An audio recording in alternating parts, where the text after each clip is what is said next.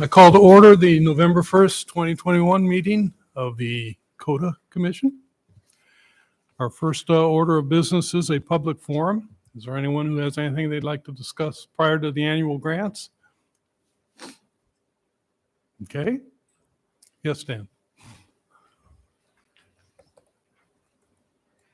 This is I'm Stan Raby from Ames, Iowa, actors. I think this is something that I think everyone in Ames has been looking forward to for a long time. Actors is going to open Lucky Stiff on November the 11th, and they get to see me as a dead person on stage. Oh, So mark that down. it's kind of like a Weekend at Bernie's meets a musical, and it's a lot of fun. So it's November the 11th, 2 weekends. And I'm dead on stage, all 6 performances.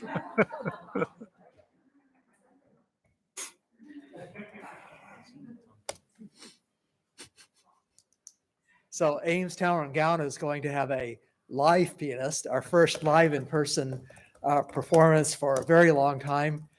Frank Levy, Martha Ellen Ty, Recital Hall in the Music Building at Iowa State, 7:30 on Thursday night. And we are pleased to have 2 outreach events. One will be a master class for high school and university piano students held Friday evening, also in the music building at 5 p.m. And then also a lecture by Mr. Levy, partly supported by a special project grant from CODA, Saturday morning, Ames Public Library at 10 a.m. And both the master class and the lecture are open to the public. Thank you. Thank you.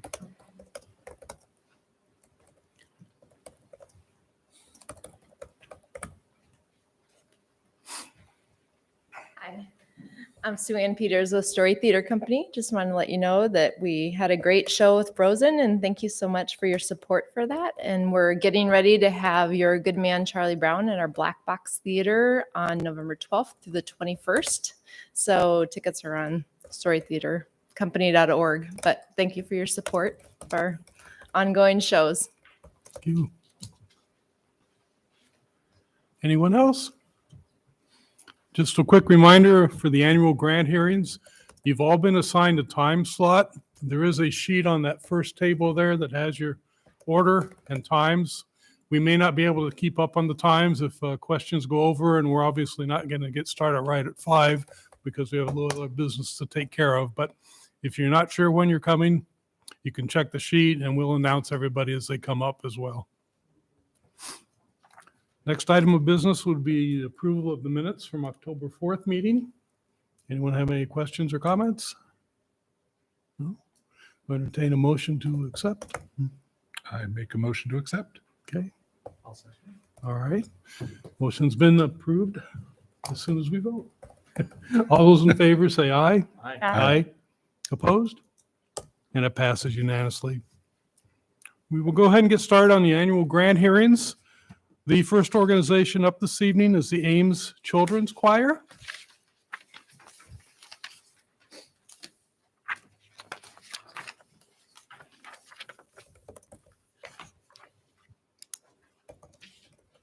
This is Francine White. She's our bookkeeper, and I'm Sean Stevenson. I'm the operations manager for Ames Children's Choirs.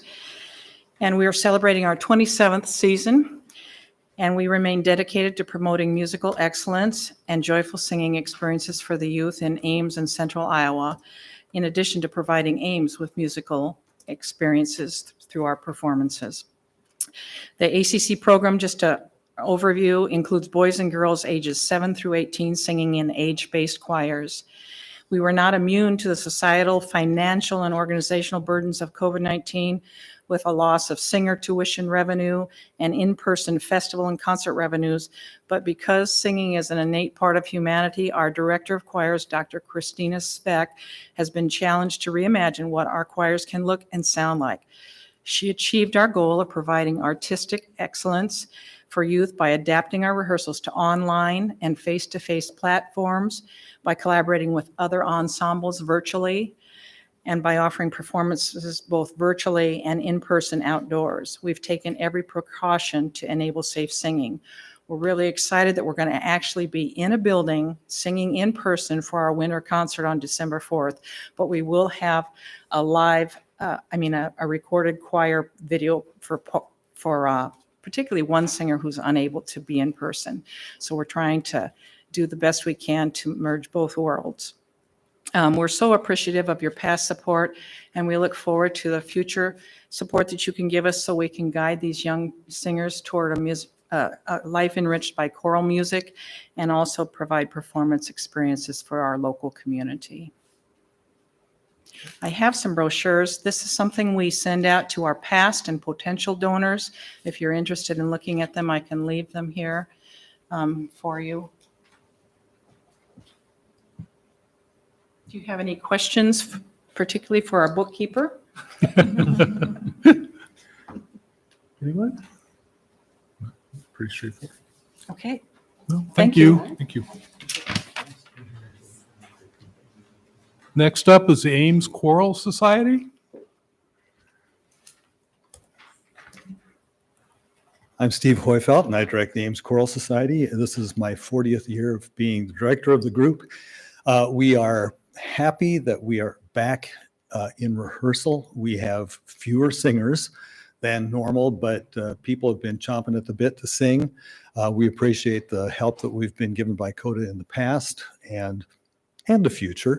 We plan to do a concert in December, a little lighter fare than we have done in the past. For the coming season, we are hoping to do some of the programming that we had in mind when things got shut down.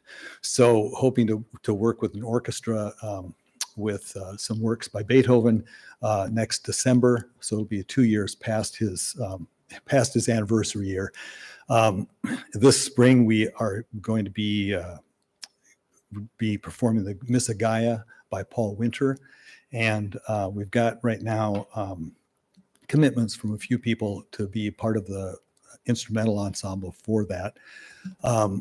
We have a fundraising letter that's going out. We were fortunate this past year that people responded either by contributing dues, even though we did not have a choir, or in making donations to the group. And let's see here. Well, that's all I can think of to tell you at this point. But anyway, we're kind of easing our way back in, and we plan to perform. We have been rehearsing masked and spread out in St. Andrews. And so this is something that all the groups that I direct have been doing. They've been rehearsing with masks. In spite of that, I've heard of 2 cases, one with my church choir, one with Ames Choral Society, where someone tested positive in each group. So don't know where their exposure came from, but keeping our fingers crossed for that. So I don't know if you have any questions regarding the Ames Choral Society. Okay. Well, I'm also here on behalf of Good Company. So, we have also begun, we also started with reduced forces, and the same kind of thing with dues. People paid dues even though we did not have a season last year. And we're planning on doing a performance as well this winter. We are right now, we've started talking about outreach possibilities with singing women in the Ames area for 22-23, but don't have any particular plans at this point. But we try to do something like that every year, where whether it's younger singers or we did one season with singers who are not from Western culture. So we had people who don't normally sing in choirs from the Muslim community and other areas of our town. So anyway, we're hoping to do something like that again next year. And I don't know if you have any questions about that. This is different being in person this year and not invisible like last year. So, but anyway. Any questions? Okay. Thank you. Thank you. Next up is Ames Town and Gown.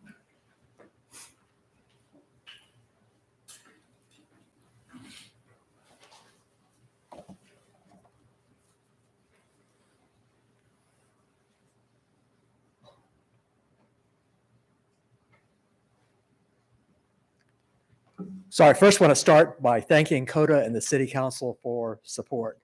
I mean, this has been a very difficult time, and certainly the arts could have been one of the first things cut. And we really, and I think all of us in here appreciate the fact that the City Council through CODA continue to give that support.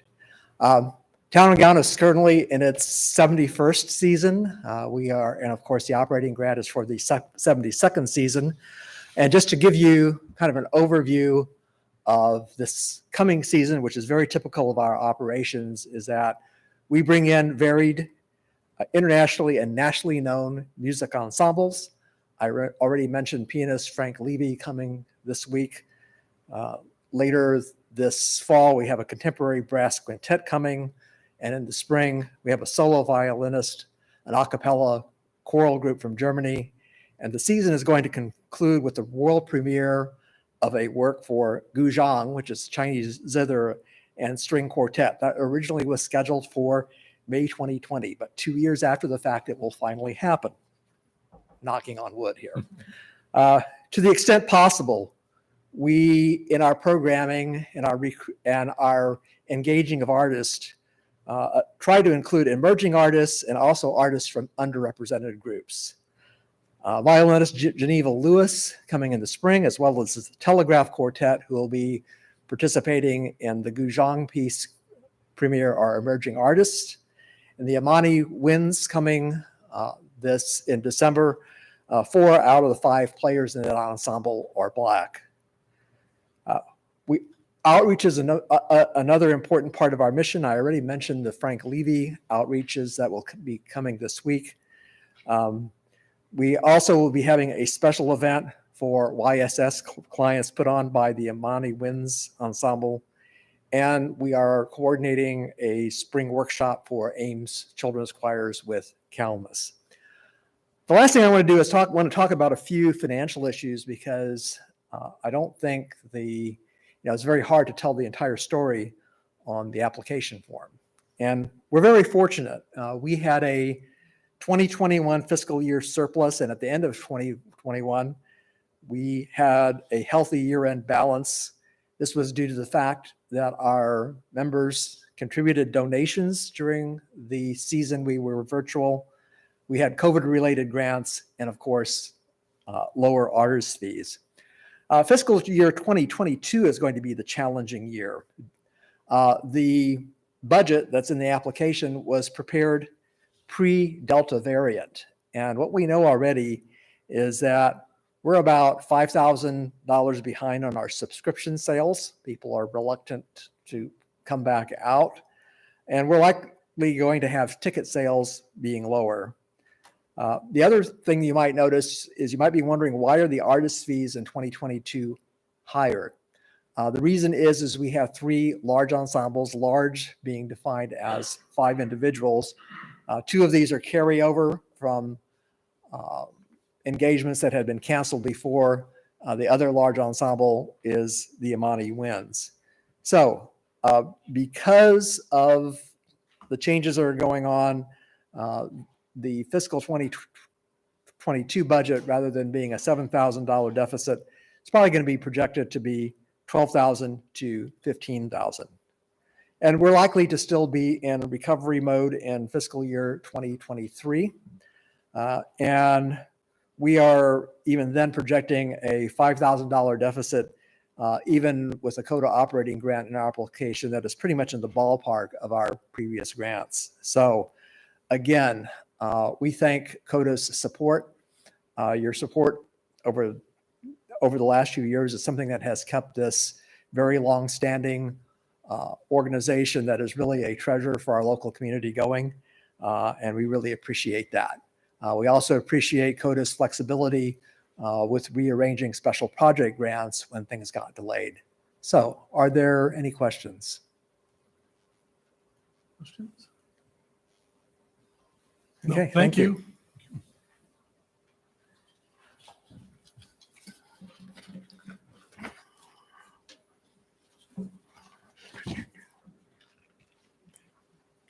Actors is up next.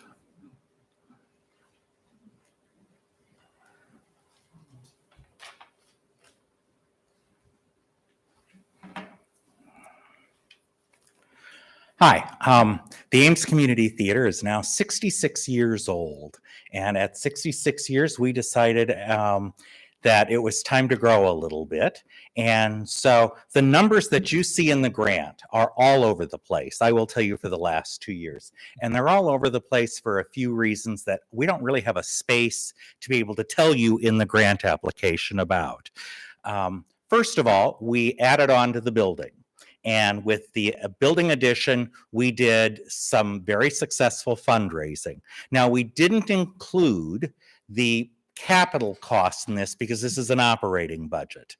And I had tried to figure out how best to do it. And I talked to Brian, and we decided separating out the building and that we tried to separate that out as much as we possibly could from these statements, okay?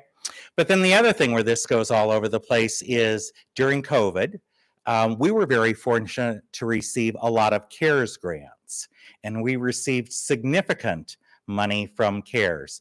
And so that's made a big difference in the amount of other grants that we got in the last year. The other thing that happened last year to this year, and most of these things all deal with the year finished, we were the only organization that we know of in the state of Iowa who continued to perform. And we performed inside per normal situations. But we were able to do that because we were partnering with Stevens Auditorium. And if you've been to Stevens, you've been to Actors, you know there's a difference in size. There's a whole lot more room to socially distance. That works out great, but there's a cost that comes to that.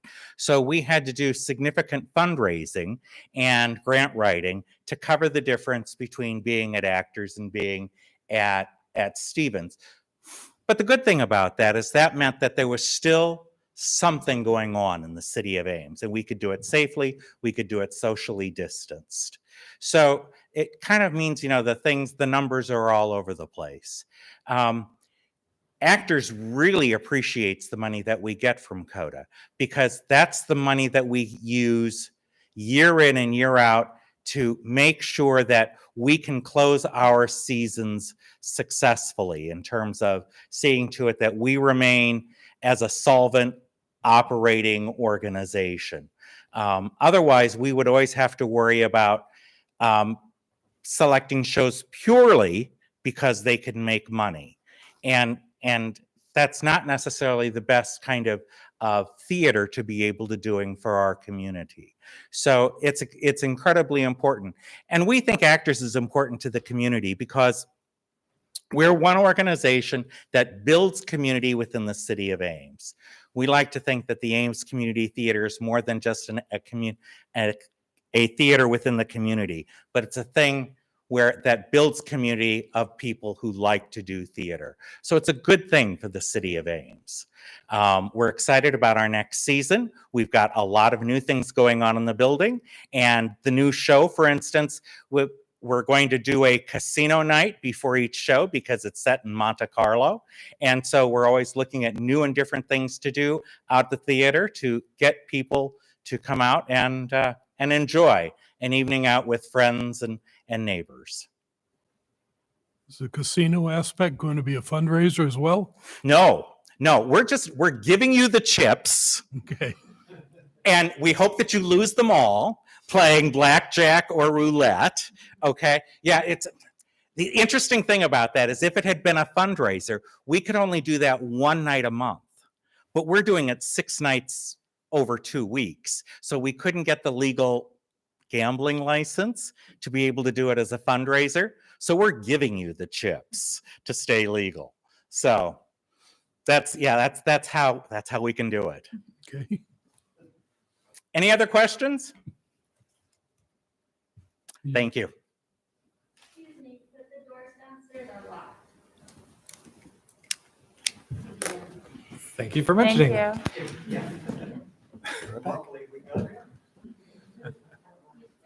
That's what I want. If the lights go off, then yeah, George, you're still here, right?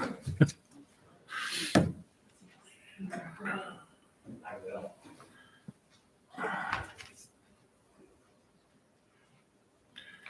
Where did you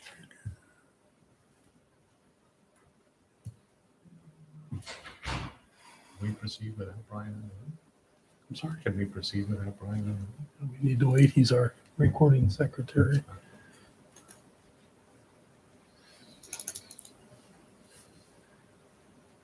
Thanks for your patience.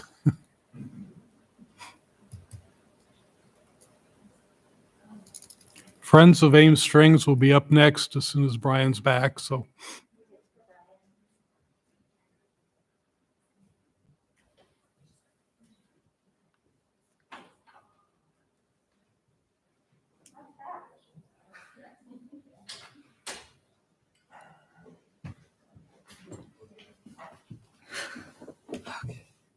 Good job, Brian. Okay, you ready? Thank you very much for the opportunity to be here tonight. We really appreciate the chance to apply for a grant like this. My name is Kelly Glotfelty, and I'm here tonight representing Friends of Ames Strings. Friends of Ames Strings is a nonprofit organization that started back in 1989. We're 100% volunteer driven, and our mission is to support youth strings players and youth orchestra programming in our community. So we do that in many ways, but the biggest way is by providing education and performance opportunities for youth strings players in our community. And we do that during when school is not in session, because that's the primary time when our kiddos are receiving orchestra education. So our biggest endeavor is always our summer strings workshop. And you have supported that. You supported that in 2021. So thank you so much. This is an opportunity. It's a 2-week camp-like workshop. And we primarily have students in 4th grade through 8th grade who come, and they work with really talented people. We have 2 conductors that we hire. We have coaches. We also use high school students as our junior coaches. And so we really love the impact it has on the community, because not only are we providing a necessary thing for our students, the education and the performance opportunities, we also have a concert at the end of the program that's very well attended by the community. All of our concerts are free and open to the community. We have found that we're developing mentor and leadership skills in our high school youth who come to be part of our program as junior coaches, and then we're able to kind of get a really good group of people by partnering with the University of Iowa, Iowa State University in Northern Iowa, to come in and lead our orchestras. So that's our summer strings workshop. And in addition to that, we offer some other opportunities throughout the year. We are planning a masterclass for this spring break. Again, partnering with Iowa State Music Department and having students really do some in-depth work with an expert, also get a college kind of feel for what that might be like for our middle school and high school students, and see what that might be if they want to pursue a future in music. And then finally, we are planning a winter 2022 performance showcase. And so that, again, will have an educational component. And what that will be is students will sign up to perform at a local venue, and we will assign them a coach to work with them for at least 1 hour on the piece of their choice. And that will be not only those musical technical skills, but it'll also be performance skills. And so we're really excited for those opportunities coming up in the next year.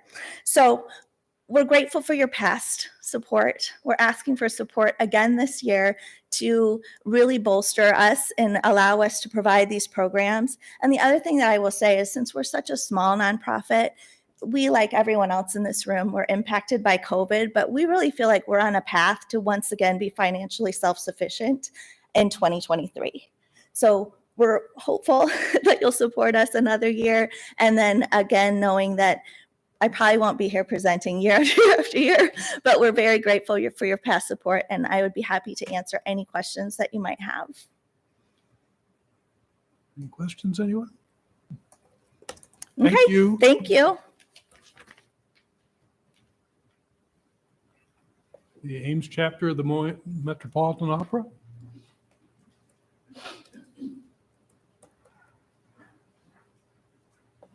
Hello, I'm Mary Lou Rahman, and this is Sue Ravenscroft, the treasurer of the Ames chapter of the Des Moines Metro Opera Guild. We are very grateful for the generous support that COTA has offered us in the past years. And you know that those funds were used primarily to secure transportation to the summer festival of the DMMO. And the shuttle was primarily for senior citizens of Ames who felt that they no longer were able to really drive the distance back and forth. And so had it not been for the shuttle, a number of the Ames senior citizens would not have been able to attend. It's worth noting that on both previous occasions, the COTA grant and the income from the fee that the riders paid for the shuttle, that we were able to break exactly even. As is mentioned in the grant, this year the DMMO celebrates its 50th anniversary, an occasion that really deserves to be noted. The season will include 2 premieres. One is a world premiere, and that is the new opera, 1,000 Acres, by Custer and Campbell, that is based on James Smiley's 1991 Pulitzer Prize winning novel that is set on an Iowa farm in the 1970s. And you know, perhaps that Jane Smiley taught at ISU for 15 years before she took to writing full time. The second premiere is called An American Apollo by Geeter and Palmer, and that explores the close relationship between the American painter John Singer Sargent and the artist's Black American model Thomas McKellar. And then the other 2 operas are well known. One is Porgy and Bess by the Gershwins, and the other one is Benjamin Britten's A Midsummer Night's Dream, based on Shakespeare's popular comedy. The Ames chapter of the DMMO Guild has been in continuous existence for 32 years now, and it has contributed to the arts in Ames for decades, sponsoring children's operas in public schools, at the Ames Public Library, and at the Ames City Auditorium. The Guild also sponsors an annual event called Arias in Ames that features 8 promising singers in the recital that invariably is outstanding. So we are requesting once again support for the shuttle for the coming summer festival in Indianola. And we thank you for considering our request for an annual grant once again. Are there some questions? And you are going to do outreach to try to attract folks from Iowa State as well as our. Yes, and we had talked about it with a special grant, and with the special grant, that's really quite possible. I have contacts already because that opera happens in March. The summer festival is, of course, in July, the first 2 weeks in July, when it's always much harder to get the student body involved, right? But we will try. I think we may have more success with the March performance. All right. Thank you. Any other questions? Thank you. Thank you very much. Ames Community Arts Council?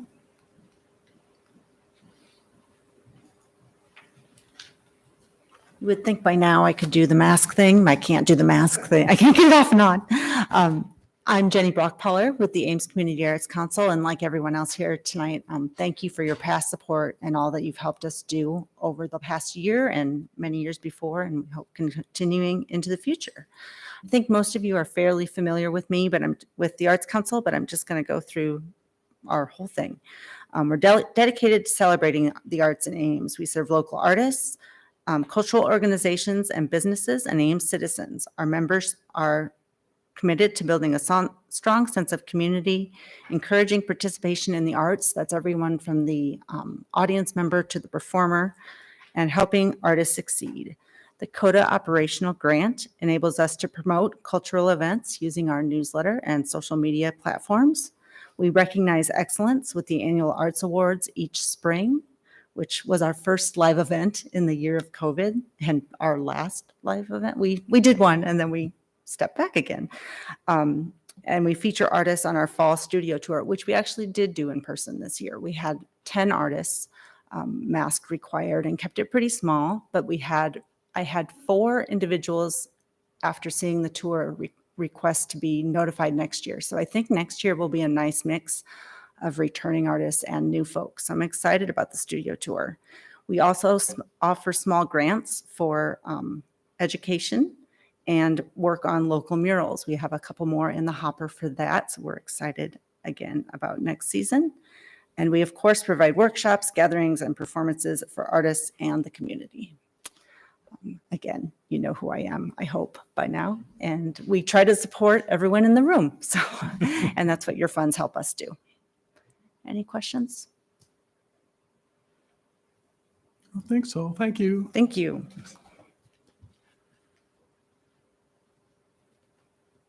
Kids Commotion.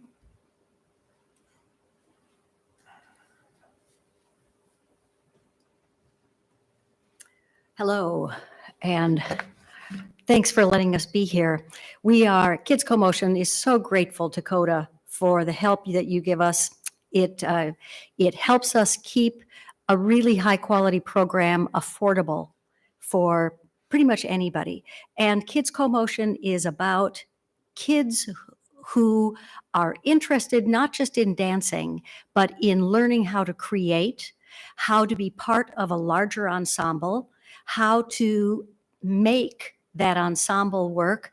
We see this performance on stage, and Kids Commotion hires professionals to fully produce these concerts so the children understand really high quality performance standards.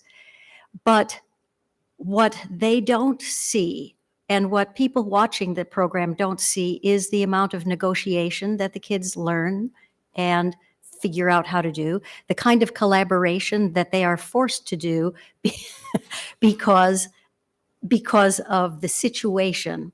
So choreography is essentially a collaborative experience anyway. But kids can just go away. You can choreograph your own piece. You can choreograph your own dance and dance it for your parents. And that's lovely. It's a wonderful thing, but it doesn't teach you all the richness that you get from combining your ideas with other people's ideas. Kids Commotion also teaches kids the basics of composition so that they learn how to create a dance. They learn the basics of how we create dances, and then how we put them on a stage, how we rehearse them so that they are ready to put on a stage. Kids Commotion likes to work with live music. We have really tried to work with local composers and local musicians in creating the music. I've always insisted since our beginning in 1989 that the kids understand the relationship of music and dance. You don't dance to music, you dance with music. Music is not something that exists by itself. Music is something that we use. It's not the sole provider of an idea. It accompanies the dance. So kids learn about the richness also of that relationship of music and dance. So we do lots of things besides just performing. Performing is the end, and it's really fun. But I think if you asked the kids why they dance in Kids Commotion, I think they would probably name almost all of those words that I just use, with the performance being the icing on the cake. But it's not the cake. You have not met Darajun Amini, who actually is a former Kids Commotion kid and who is interested in having Kids Commotion continue. So she is assisting. I just wanted you to know who she is. Questions? I could go on for a really long time, but I won't. I will stop there. Well, I think we're good. Thank you. Thank you. All right. Thank you.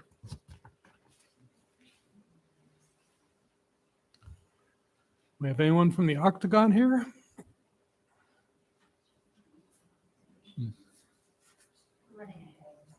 Yeah. Octagon going once? Going twice? We are ahead of schedule. Yeah, Wow. we're like 20 minutes ahead. Are we that far ahead? Yeah. Oh, good. We can jump out of line, can't we? Oh, yeah, Okay. that's fine. Story Theater.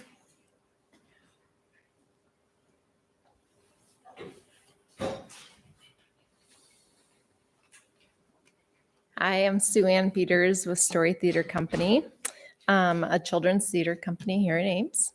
Our request is for the operational support from the CODA Commission is to help our children's theater focus on engaging our youth in the community and hundreds of volunteers every year that also help. We do clubs, we do workshops, we do productions, and we do a touring show. We at STC actually do 2 large stage shows at the City Auditorium every year, and we do 2 black box shows and 1 touring show, as well as various clubs and workshops throughout the year for educational purposes.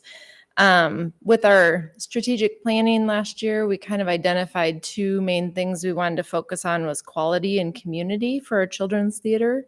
So we're excited to be expanding somewhat our theater to improve our performances and to be able to reach more children and families because we believe in live stage theater. We enjoy that, and that's what we're about. Basically, we have already expanded some of our donor communication and promotion with the hiring of a business manager and make more of a concentrated effort to make some connections with people in the community regarding support.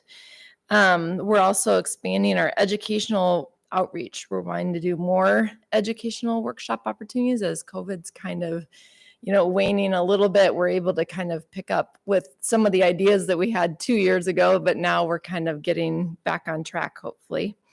And then expanding some of our space and programs also to be able to accomplish more. We're wanting to expand access to the arts for our children and families in our community. Just utilizing more educational outreach opportunities. And also it's been quite successful. We've been trying to do the pay what you will cost pricing for our shows so that everyone can have access to the arts that wants to come and be able to see our shows. And that's been very successful. We'd like to increase our distribution of free tickets to social service agencies.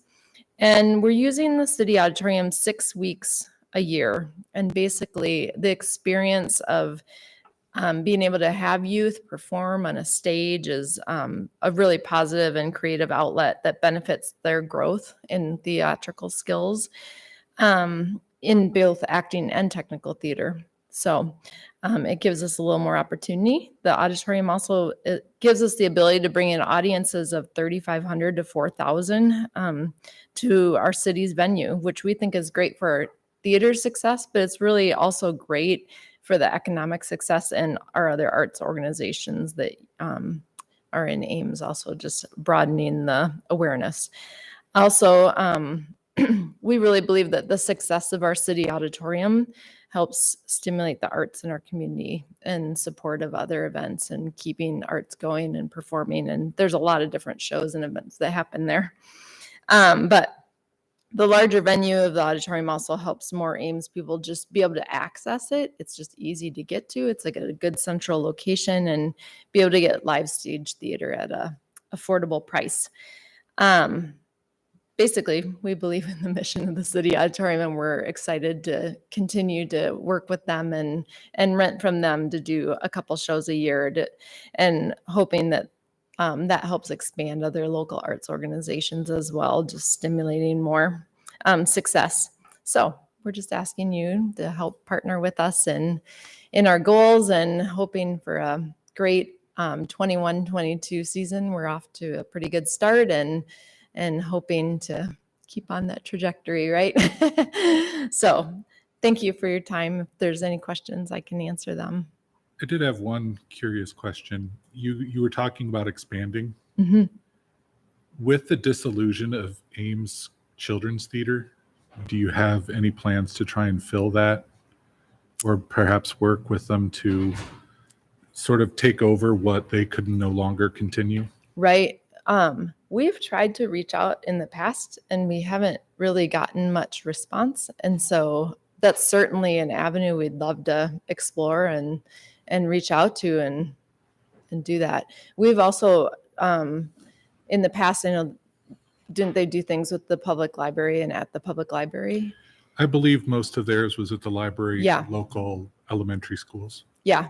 So we had asked, so our on tour show was trying to do some of that in the schools. It's still a little funny this year of like if you can get into the schools or not. So that's a little up in the air because it's winter when we do that. And so nobody's real set yet on what's able to be done there. But yeah, we would love to do that and help reach those kids as well. Yeah, that was my question, because I don't know if you see a lot of crossover between, in the past between her organization, your organization, but it seems that you have a new wealth of potential actors for your opportunity and for your organizations. Yeah. Thanks for that. Have you talked to them about the availability of a mailing list or anything for the We certainly- participants or their donors? We certainly could. Yeah. I mean, that would help pick up that niche that is gone now, or niche, whatever. Yeah. Well, I know, I'm sure Carol would love to see it continue. but Yeah. I understand why it stopped, so. Sure. Anything else? Thank you. Thanks for your time. And the Octagon is here now, it looks like.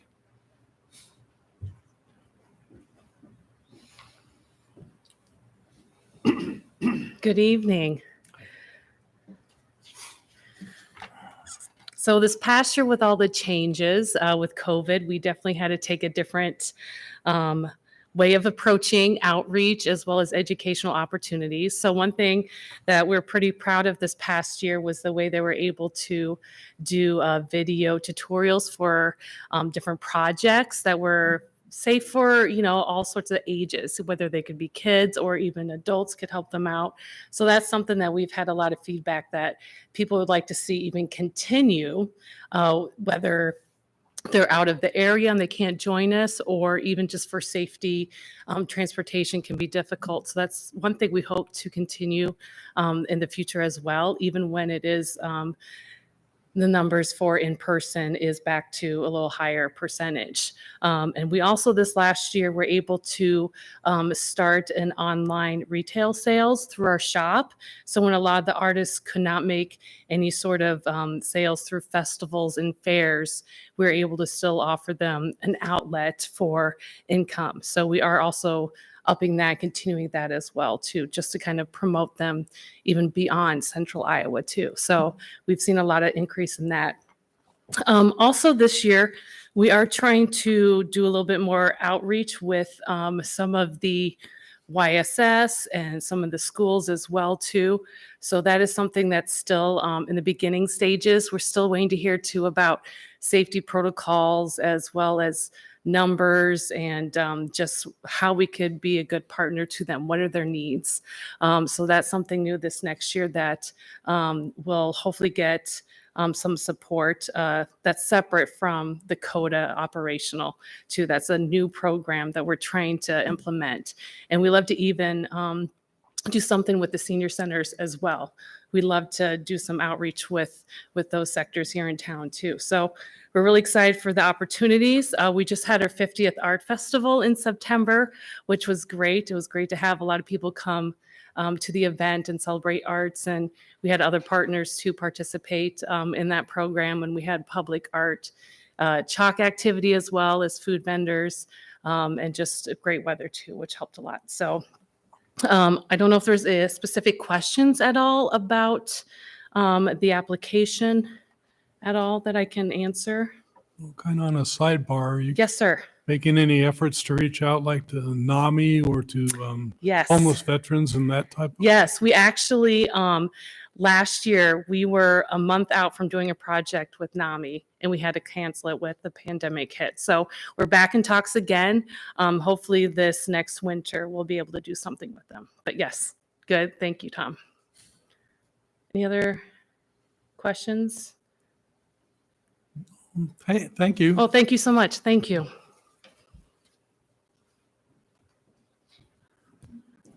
Have anyone from the senior variety show?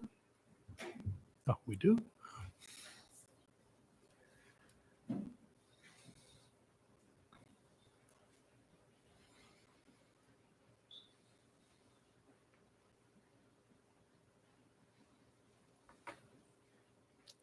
Hi, I'm Jeanette Abrams, and this is Pat Meek, and we're here to talk to you about the Senior Variety Show. This is our first time, so we're not exactly sure of all the protocol, so bear with us. Pat's going to talk to you a bit about the Senior Variety Show itself, and then I'm available to answer any questions on the application that you might have. The Senior Variety Show has a mission, and it's celebrating aging through the performing arts. To perform on stage, you would need to be 60. But we have people backstage, we have people on our production, our creative, our directors under 60, so it does involve a lot of age group there. 2019, we were able to do our 25th anniversary show. Yes, it started out with just a few people, those 25 years ago, then it's just gotten bigger and bigger and better and better. There are a lot of very, very dedicated people to this mission. And as of our 25th anniversary, we have given about $210,000 back to the public. And those are organizations that we feel have a great need. We've done 2 freedom flights, which made us extremely proud. And we were able to do another veterans recipient for the motorized wheelchairs. We have done Heartland Senior Services. We've done the Meals on Wheels. I mean, it's endless as to what we contribute to. Someone that wants to partake of and be a recipient fills out an application and we go through them. We do have an operating board. And as I said, the production teams. This is well, I've been there 12 years and we're very, very passionate about it. And last year, of course, we had to cancel our show. So we have now started the process of having a 2022 show. So it's just that when you see these people, now some of these people that are on stage haven't been on stage for years. And they come and they perform and they love it, and the costumes and everything. But they felt that 25 years ago, there needed to be something for folks that are older. I mean, it seems like there are many, many things for those who are younger to perform. So it just kind of skyrocketed, and we are needing funding for this next year to start operation. We do have an operating budget, and after that has been taken care of, our net proceeds, then whatever that happens to be goes to our recipient, and it may be more than one recipient. So obviously, the better our net income after costs, then obviously we can give more back out to the public. Okay, any questions? Okay, thank you. Thank you. That's why I brought her. Thank you. I know where I'll be in about 10 years. Anyone from the Central Iowa Symphony?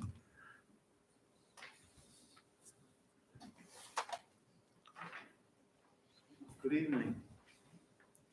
I always like to start off by kind of reminding myself and everything exactly who we are. The Central Iowa Symphony is a community orchestra united by a love of music and dedication to the art of orchestral performance, whose collective goal is to foster quality performances, offer satisfying musical experiences, and nurture educational and cultural growth in Central Iowa. I'm Don Withers, the current president of the board of Central Iowa Symphony. First of all, I'd like to thank you with great gratitude for the rewards that you have given us for 21-22 season. That has been very important to us because we hadn't realized to get a full symphony back in gear when you can't go on stage, when you had to have masks or separation. So it's going somewhat dormant. But most of the members, amateur members of all ages, even up to, there's a couple of players actually in their 80s in the Central Iowa Symphony, love music and they love performing. We put on 4 concerts every year. There was one in October. This was the money that you had awarded us for the season 21-22 came in extremely handy because I really didn't realize how expensive it is to rent music. Just for one piece, I believe it was Groffe's Grand Canyon Suite, the rental for that music was $1,000 for one performance.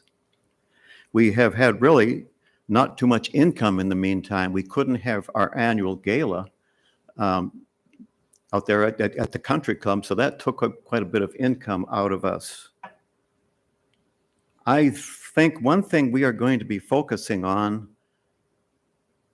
especially mentioned in diversity, is, I'm not exactly sure how to word it, but saying to somebody in advertising, have you ever attended a live orchestral music? Have you ever actually got in the richness of the music, you being right there, not through a prime stereo system, not coming through the air? Have you actually experienced that?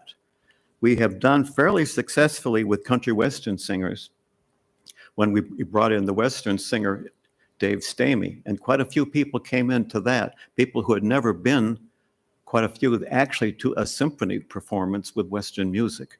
We will be working on that, and especially for the coming season, 22-23, we will be experiencing how we become social media literate, unquote, how we can expand our advertising. It has been fairly routine for mail outs, a season brochure, postcard before a symphony, and posters around town. But people tell me, man, you're way behind time. So we want to experience what social media could actually, what sources there would be. We are on Facebook, but it's not a kind of a driving thing. We just, if anybody happens to call up on our website, there we are. How do we get more people to open? How do we get emails out to people? This is where your funding for 22-23 will come in very handy, as we will have more money to explore how do we get out to more different people. Children come in free, students come in free. The adult education program out at ISU, we give them roughly 1,200 tickets, complimentary tickets, of which they usually cash in maybe 50 in a season. We wish to expand out to people who are not used to symphony music, but they're not exactly sure, do I want to spend $20 to come on in and hear it? We'd like to say, yes, you want to take a chance, come in, listen to us, you'll like it. And I tell you, it is great to have the symphony back in business.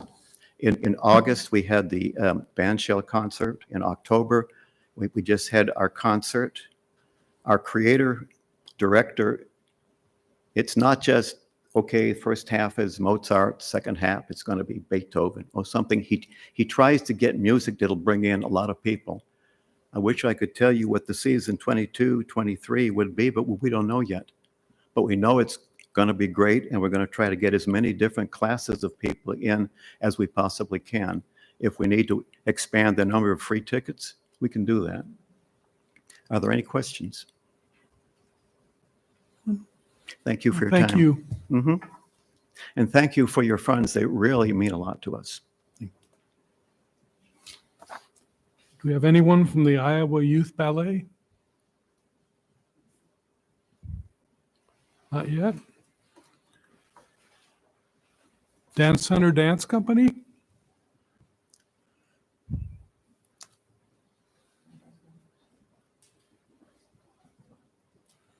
Hi, my name's Jane, and I am here representing the Dance Center Dancer Company Foundation, which is a nonprofit organization dedicated to providing volunteer and financial support for the education, development, and advancement of dancers, while also enriching the community with the art of dance.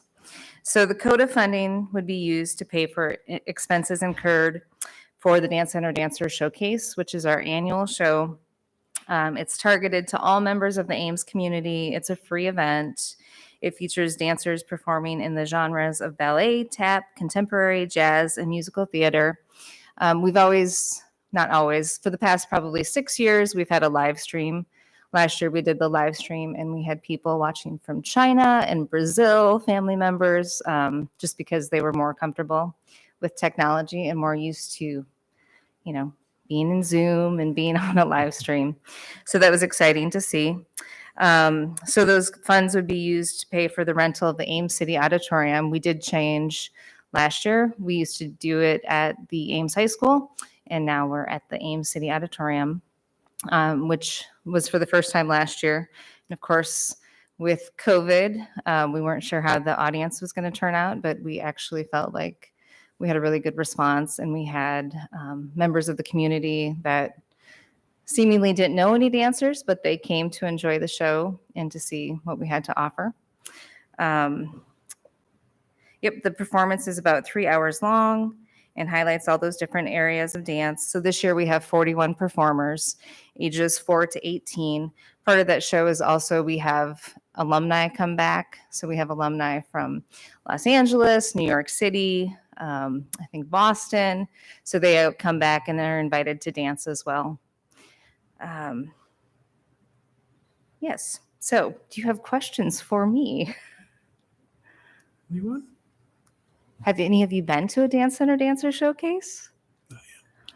I invite you to come May 22nd next year. It's the choreographer we have does offer some unique, thought-provoking pieces sometimes. So I did have just one question about the budget sheet, because I was just curious why. And I did you guys see that I turned in a correction as well? Did you get that? I'm not sure which one made it into the packet. Okay. Maybe just explain the correction that was sent? Yeah, so the correction, the first one that was sent had that we had received different amounts for the CODA grant and that we did receive a grant 2019 and 20, and we did not receive one in 2019 and 20. Someone did not come to attend the meeting. And then the amount was also incorrect. So this year we are very lucky and blessed that we are granted that $4,050. So that was also a different amount. So my question was related to the total projected expenses for 2023 and how, because when I look at the numbers pre-COVID, you're almost double what you are for this year. So I'm wondering what's different or what's changing about the performance that's making the cost we weren't less. sure. So we actually just met with our director yesterday and the board met again. And it is going to look a little different. So last year, some of the conventions that we attended or the dancers attended, they had the option to attend online or do it live stream. So that was a much cheaper option. We were predicting earlier in the summer that some of those conventions would still be live stream. Now they are in person, and the dancers will be encouraged to go in person just so they can get that one-on-one instruction. And so that cost is much more when you go in person. Thank you. Yeah.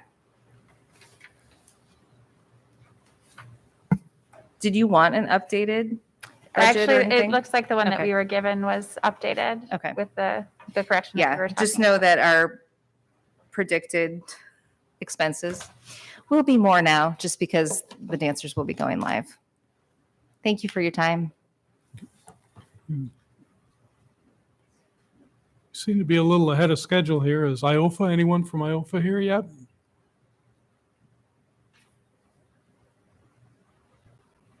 These last three said they might be late. I don't see any of them here. If you want, you could skip ahead to the special project grant recommendations and get that knocked out, and then You're so back to you. efficient, Brian. It's up to you. I think we should do that in the interest of saving time. On the last page, everyone should have your special grants for spring 2022.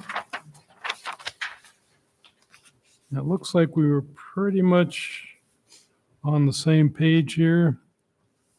I wish to amend. Yes. How would you like to amend it? I would like to bring up the outside of actors. I would like to bring them all up to their what they were requested, which would then leave the 1301 then to provide to actors.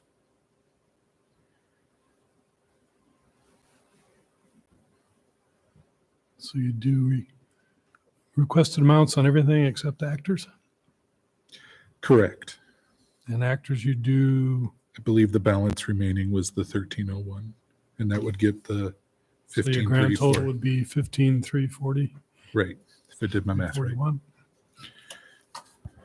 Brian, I sent an amended thing to you soon after you redistributed this to us. Was that incorporated in things people see?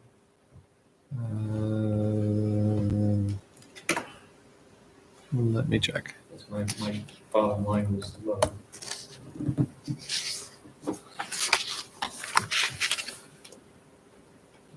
This one? Oh, yeah, that's the one I'm working from. You have the updated one for I Steve. believe so. Is it right? Okay. Yeah, the printed one looks more up to date. Okay. Okay.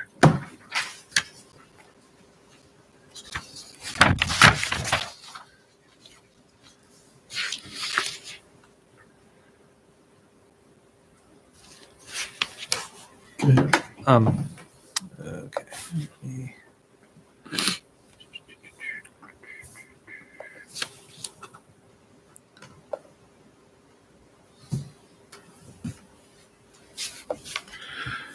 Thank you for clarifying my head, Tom, on if Oh, no the problem. use it or lose it concept of the cash.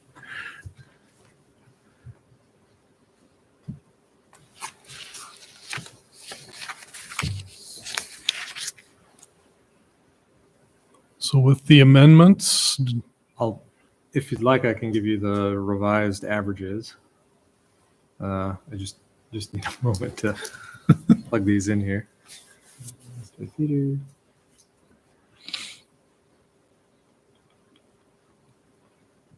It seems the only like discussion would be the second story theater company, right? Yes. And then the actors. Otherwise, everyone else would be, the average would be the amount requested. mhm.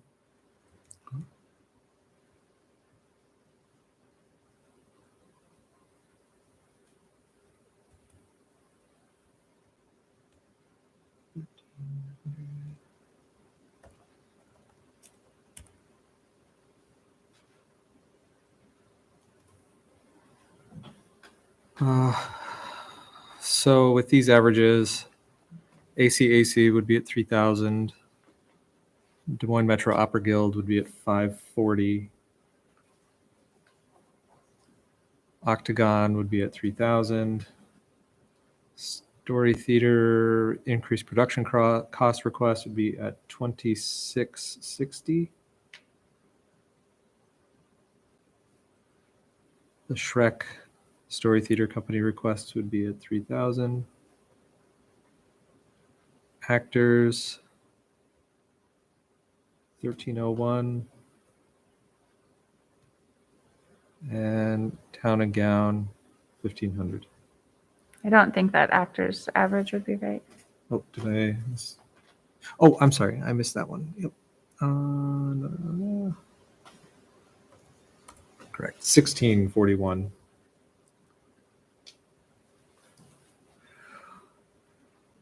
And that would exhaust the funds that you have.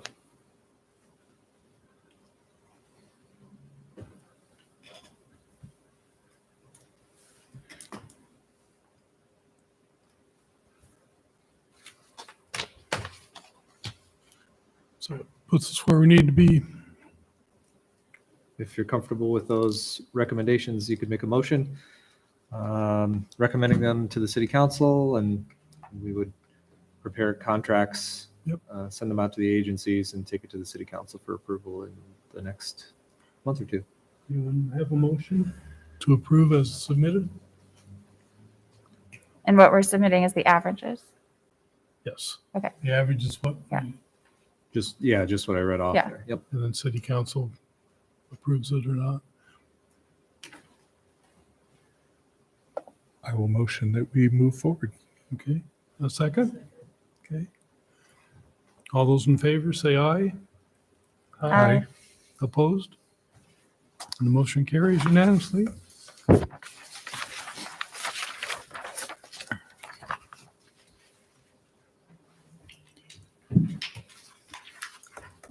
We're still waiting on a couple folks, but we're still a couple minutes ahead of schedule, I think, here. So just a reminder, there is no CODA meeting in December.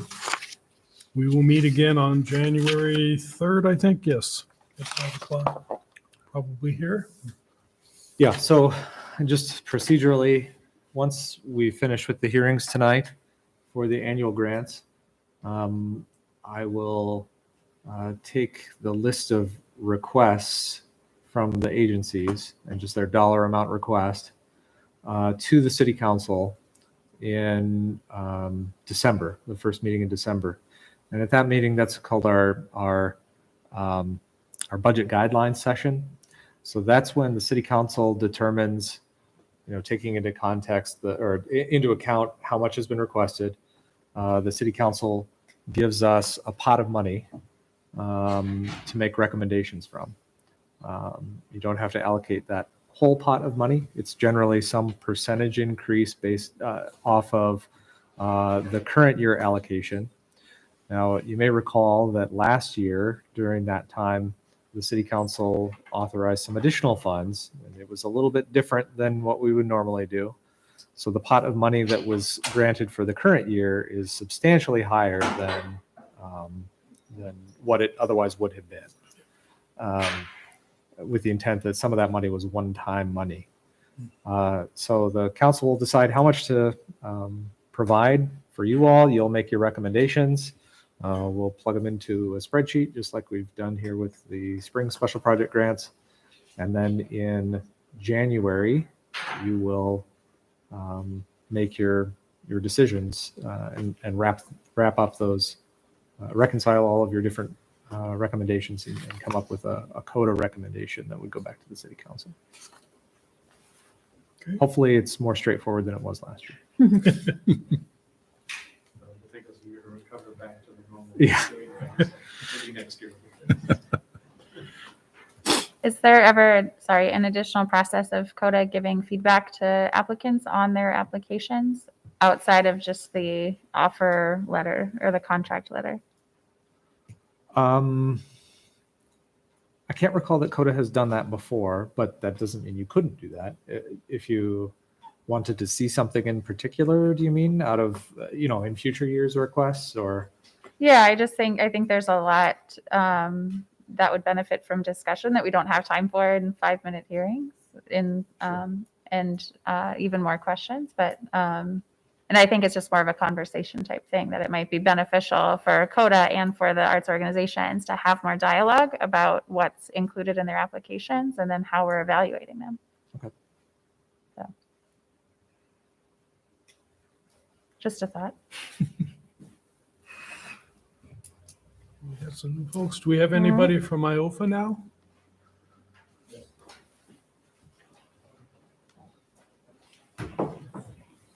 Sorry, we got a little ahead of schedule. So I tuned in earlier and saw that you were, and I still didn't make it. So good evening. I'm David Stewart, president of IOFA, and with me is Steve Wilson, secretary of IOFA.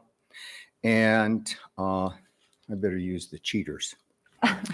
As you can see from the application, in 221-222, the Ames International Orchestra Festival had planned a number of events as part of the Performing Arts Series at Stevens Auditorium.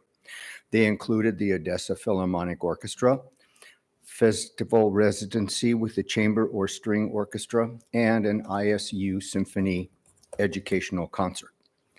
Due to the pandemic, the Odessa Philharmonic was forced to cancel its entire 2021-2022 tour. Fortunately, Stevens Auditorium has been able to hold a date in March 2023 for them. We anticipate they will bring the same program content choices as they offered in February of 2022. Throughout the years, CODA funding has been used to underwrite artists' fees, outreach activities, and special discounts for youth, students, and those who might not otherwise be able to attend a classical music concert. Because of the recent cancellation of the Russian National Orchestra due to visa difficulties, we are in current negotiations for a replacement in February of 2022. There is a lot of work behind the scenes to bring a major orchestra to Ames. We are appreciative of and indebted to CODA over the years for the funding that you have provided for us. Questions? Anyone? I will be hopefully happy to answer them. I will be happy to answer them. Hopefully I will be able to answer them. So you're working on bringing a replacement orchestra here to perform in the next 4 months? Yes, I believe I'm not really privy to that. That's Tammy from the center. Fair You know, enough. they are completely in charge of all of those kinds of negotiations. I wish you luck on that. Yeah. I know it's been rough, but yeah. It's been tough for everybody. I mean, the last time we had anybody was San Francisco Symphony, almost 2 years ago. We're not quite in withdrawal, but we're close.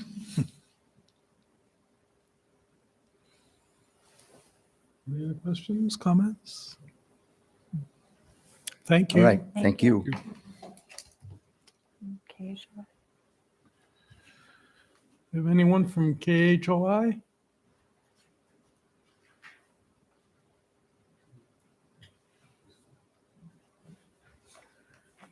Hello, I'm Lynn Carey with KHOI Community Radio, and we are so appreciative of past funding for KHOI concert series. We have really wonderful news. We have purchased a new building just down the street from our 410 Douglas address.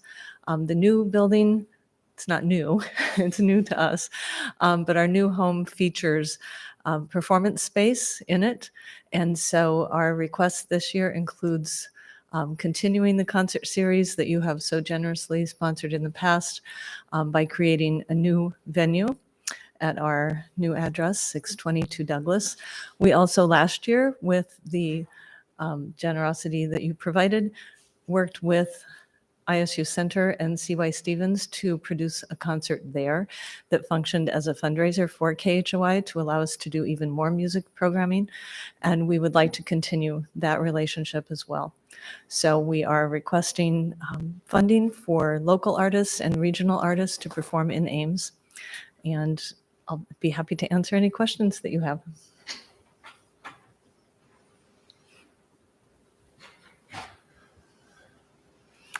I just have a comment, I guess, unrelated to this application. Are you familiar with the Arts Capital Grant applications that are currently available?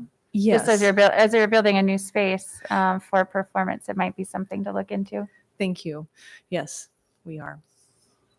So. Okay. Anyone else? Oh, we've got an easy group tonight. Thank you. Excellent. Thank you. It's always a little nerve-wracking when no one asks questions. You think, did I leave something out?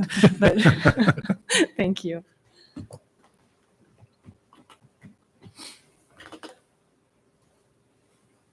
Have we heard anything on the Iowa Youth Ballet? They were the new Talk organization. to this them. year. They request their entire budget for the year from us. Yeah, I think it was Yeah. just a mistake. Well, obviously. Yeah, there's some Yeah. clarification needed there.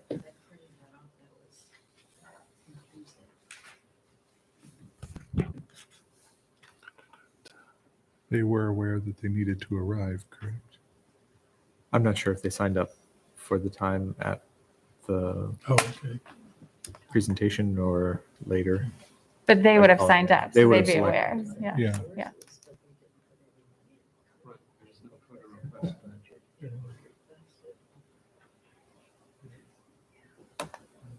requesting the whole amount from us. Well, that was the cover. So, no, I mean, further ahead of the tab, so.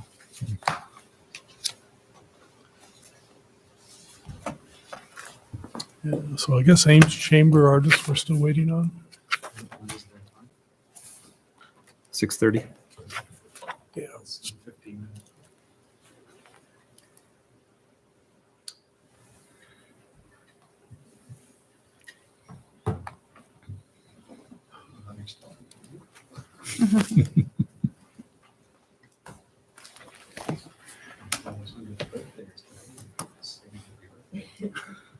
When it That's comes wonderful. to the annual grants, after the council gives us our little pot of gold to divvy up, we need to go back through individually and really rework all of the applications. Because everybody will ask for more than they did last year, or just almost everybody did. And we won't have as much money as people request, even without the Iowa Youth Ballet, if that is not $109,000.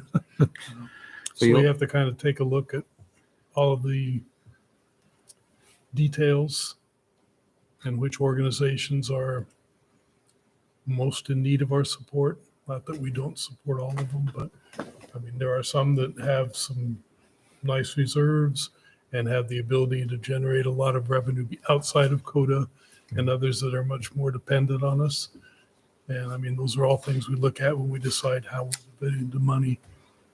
And we always, or have in the past, always left a little extra for our spring and fall special grants. And you can tell just from what we've gone through that there's a big need for those because things come up that people hadn't planned for in the past. So if you got any questions, you can call Brian or we can talk to each other offline.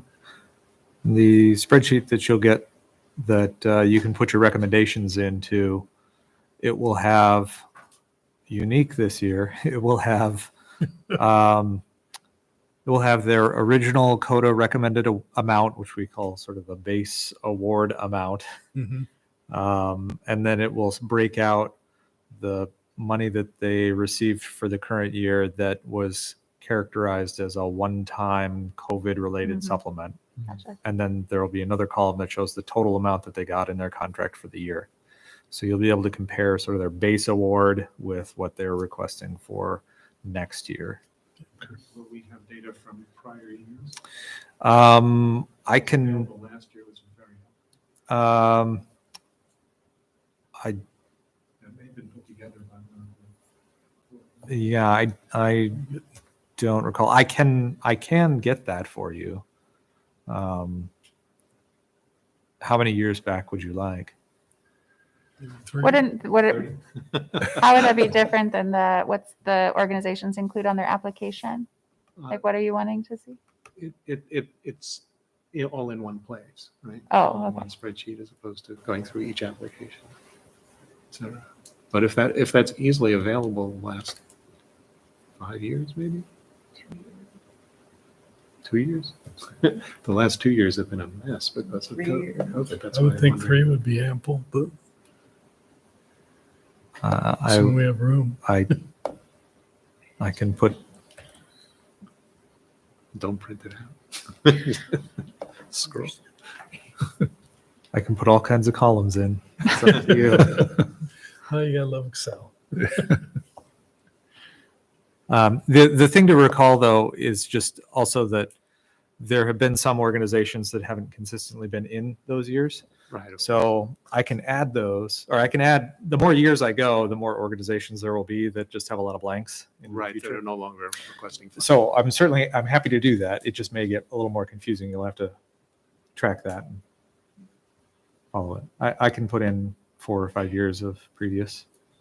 That would be helpful just to see trajectories and so on. Sure. If we're not, spending the entire administrative budget of City Hall to do that. No, it's all in a spreadsheet. Okay. Or in 5 spreadsheets somewhere. Just It's all on we spreadsheets. can consolidate it. That's fine.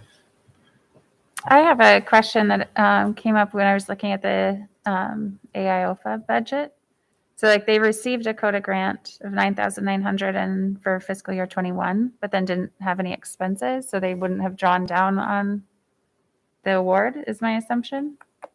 So then if not, what happens to that money that was previously awarded? That's 2021. Yeah. So IOFA is a little bit of a unique case because there was an issue. The organization didn't draw down its funding for last year.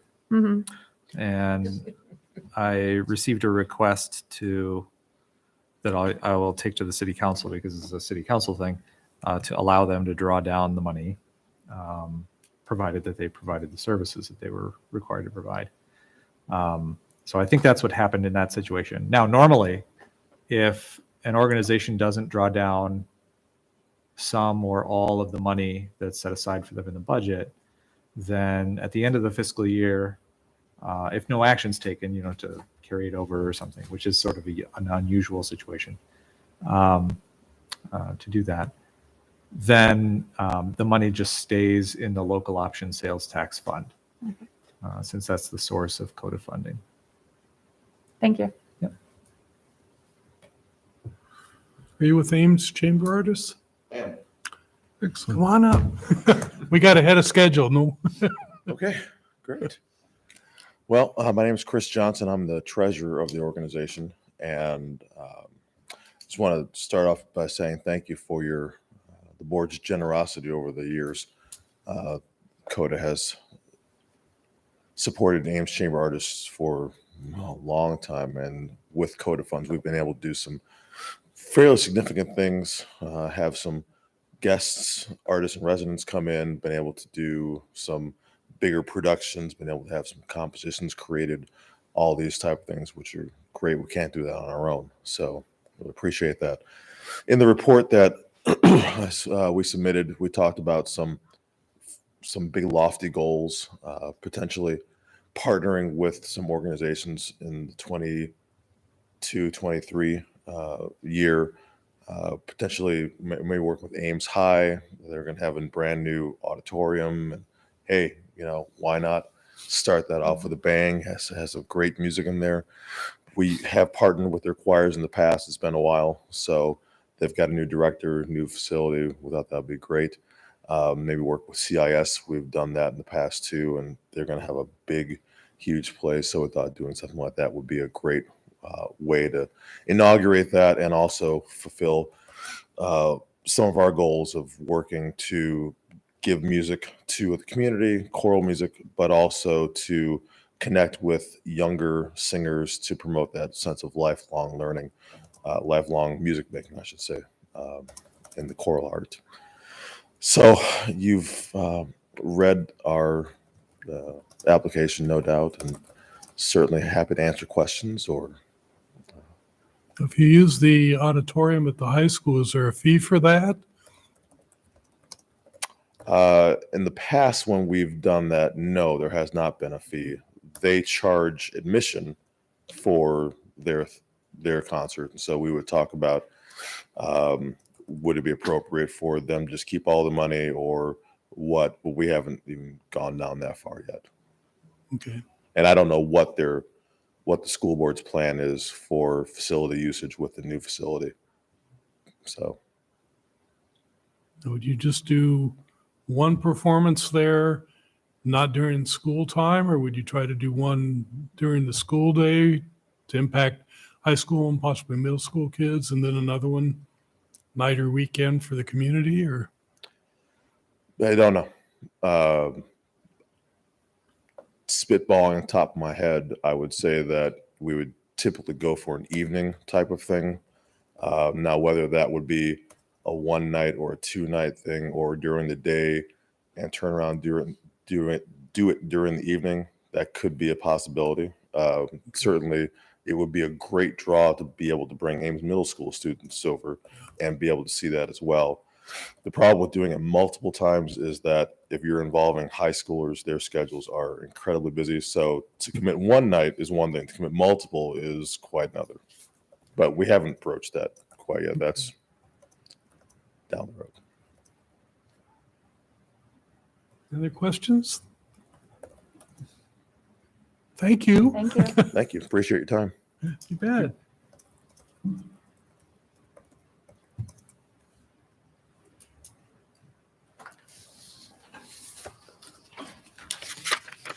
Brian, on the Iowa Youth Ballet, since they're a new organization, do you think something slipped through the cracks and they did not know they needed to be here? Because I don't recall them being at the last meeting for sign up or anything either. Perhaps. I'm not certain. And I don't know if we should reach out to them or if we want to consider making an exception or.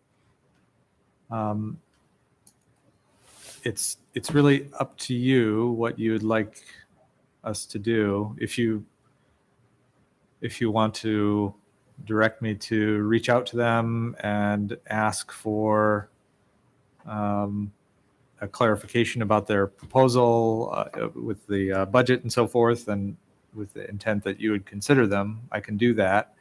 Our criteria indicate that this is a mandatory hearing to attend, but that's a criterion that's set by the commission. So it's yours to decide whether you would want to stick to that or not, or make an exception. Well, it's a timing issue, right? Because I would want to let them have their 5 minutes of fame, but we don't know how much they're asking for either. Yeah. It's clearly they're not asking for 128,000.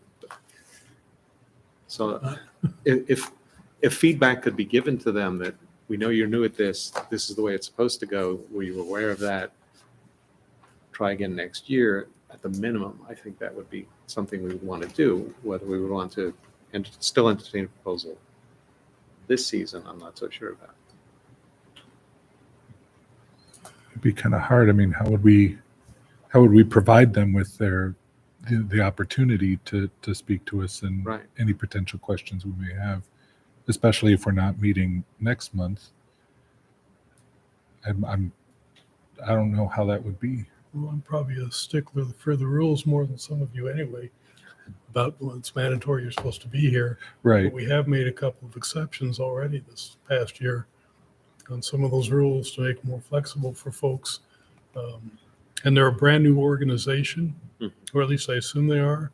And one of the things I think we've always kind of attempted is to get more organizations involved, and not just always actors and the Octagon, but let's reach out to a lot of other folks as well.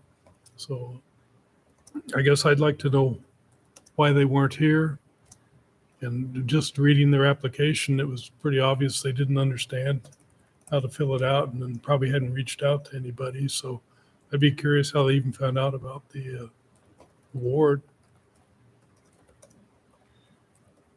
Now, I don't know that we should make an exception and consider them for this year. I mean, that's up to all of us.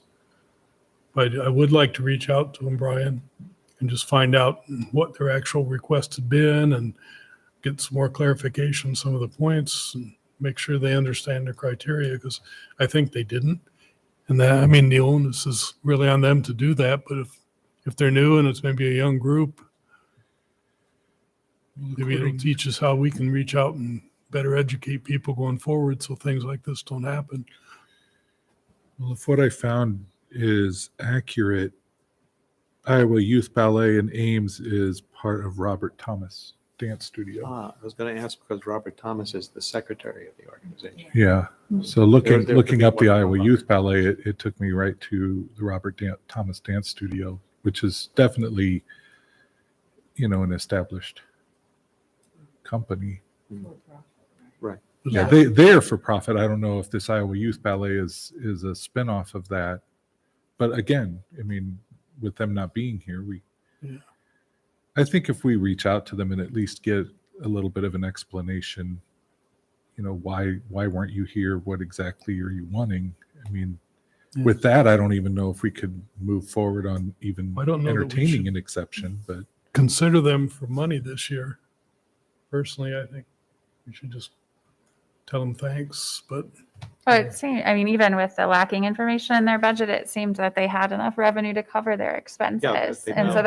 that's also unclear, right? So that, like, my inclination would be to say, consider it, because I think being welcoming and inclusive, kind of like you were talking about, Tom, to new organizations is incredibly important. But if it's not an organization that is specifically in need of support from CODA for the fiscal year that we're currently looking at applications for, then perhaps it's more of just a mentoring relationship and how to apply in the future.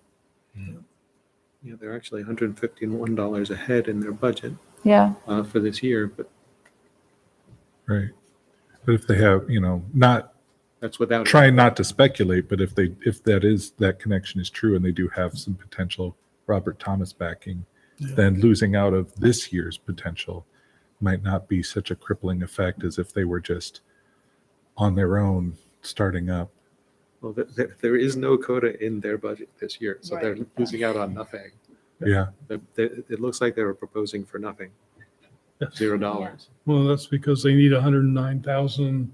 That's what they asked for us. Yeah, wrong See ya. box, critically. But yeah, so, some feedback, like Nancy was saying, would be, even at this early stage, pretty useful. So I guess, Brian, Could I get a motion? It would be helpful to have a motion. I'm sorry? It would be helpful to have a motion. Okay. I guess I will move that we reach out to the Iowa Youth Ballet and request more information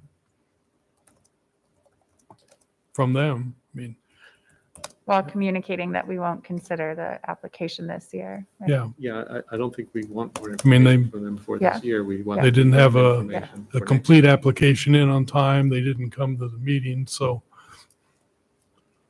But going forward, there are certain criteria they have to meet, and we would love to hear from them next year. And Yeah. I don't want to discourage them, but Right. I'm not sure this is behavior should be rewarded either. Right. I mean, KHOI came to us, 3 years ago, and we'd never seen them before. Of course, they hadn't been around that much longer than that, but I mean, anytime you can get something new and vibrant coming in the community, I think it's important. Right. They could also be encouraged to apply for a special grant if they had an event coming. It's true. If we have any way. Well, but we have to make sure there is. Right off the top.